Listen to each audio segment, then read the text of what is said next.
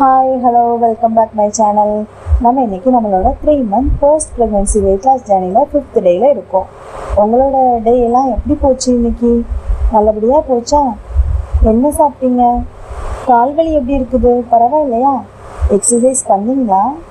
Walking ஏதாவது பண்ணும்போது இப்போ கால்வலி அதிகமாக இருக்குதா? கொஞ்சம் கம்மியாக இருக்குன்னு நினைக்கிறேன். நானும் இன்றைக்கி நடக்கும்போது எனக்கு இன்றைக்கி கொஞ்சம் கால்வலி கம்மியாக இருந்த மாதிரி தான் இருந்தது. உங்களுக்கும் அப்படி தான் இருக்குன்னு நினைக்கிறேன். சரி, என்ன சாப்பிட்டீங்கன்னு கமெண்டில் சொல்லுங்கள், நானும் தெரிஞ்சுக்கிறேன். நான் இன்றைக்கி என்ன சாப்பிட்டேன்னு நான் இப்போ சொல்கிறேன், ஓகேவா? நான் இன்றைக்கி காலையில் எழுந்ததும் 1 கப் ஆஃப் டீ குடிச்சுக்கிட்டேன். அதுக்கப்புறவு காலையில் சாப்பாட்டுக்கு அவள் ஊற வச்சுருந்தேன். சரி, அவளை வச்சு ஏதாவது பண்ணலாமா அப்படின்னு பார்க்கும்போது யூடியூப்லேயே அடை வீடியோ இருந்தது. ஸோ அடை பண்ணிக்கலாம் அப்படின்னு சொல்லி அடை தான் பண்ணேன். அடை பண்ணி அதில் 2 அடை எடுத்துக்கிட்டேன். அதுக்கு தக்காளி சட்னி வச்சுக்கிட்டேன். அதை தான் சாப்பிட்டேன் இன்றைக்கி காலையில். அதுக்கப்புறம் மதியம் வெள்ளரிக்காய் 2 வாரத்துக்கு முன்னாடியே வாங்கி போட்டது அப்படியே இருந்தது. மோசமாகிடுமேன்னு சொல்லி வெள்ளரிக்காய் கூட்டு வச்சு சாதமும் வச்சு சாப்பிட்டேன். அதுக்கு எக்கு வெங்காயம் போட்டு சும்மா கிண்டி எடுத்து சாப்பிட்டேன். அதாவது எக் புர்ஜின்னு சொல்லுவாங்கள்ல, அப்படி பண்ணி சாப்பிட்டேன். அதுக்கப்புறம் நைட்டுக்கு அம்மா உளுந்தஞ்சோறும் சிக்கனும் கொடுத்து விட்டுருந்தாங்க. ஸோ அதை தான் சாப்பிட்டேன். அம்மா கொடுத்து விட்டதுன்னா யாரு தான் சாப்பிடாம இருப்பா? யாருக்கு தான் பிடிக்காம இருக்கும்? அதுதான் சாப்பிட்டுக்கிட்டேன். சரி, நீங்கள் என்ன சாப்பிட்டீங்க? கமெண்ட்டில் சொல்லுங்கள், ஓகேவா? அதுக்கப்புறம் என்ன ஜங்க் ஃபுட் ஏதாவது சாப்பிட்டியான்னு கேட்குறீங்களா? ஆமாம், நேற்று நைட்டு வீடியோ அப்லோட் பண்ணதுக்கப்புறம் நைட்டு கொஞ்சம் நேரம் தூக்கம் வரல. சரி, என்னடா பண்ணலான்னு ஃபோன் பார்க்கும்போது எனக்கு முறுக்கு சாப்பிடணும் போலே இருந்தது.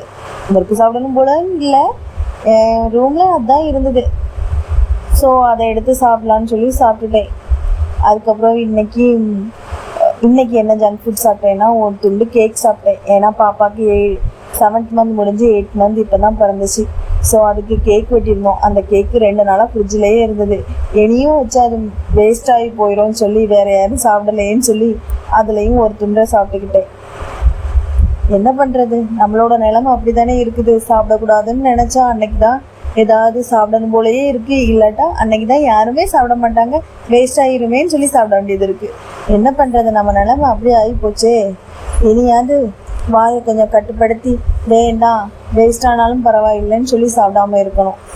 சரி, அதை சரி பண்ணிக்கலாம், ஓகேவா?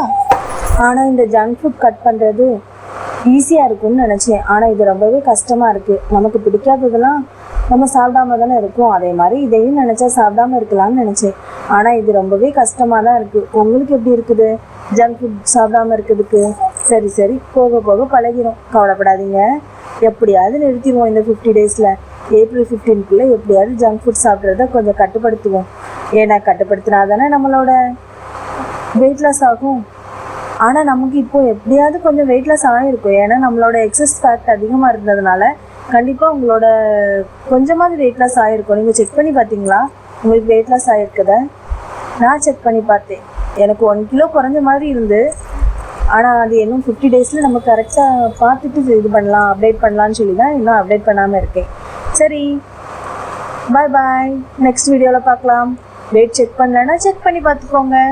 நான் ஏப்ரல் 15 அப்டேட் பண்ணுறேன், ஓகேவா? பாய்.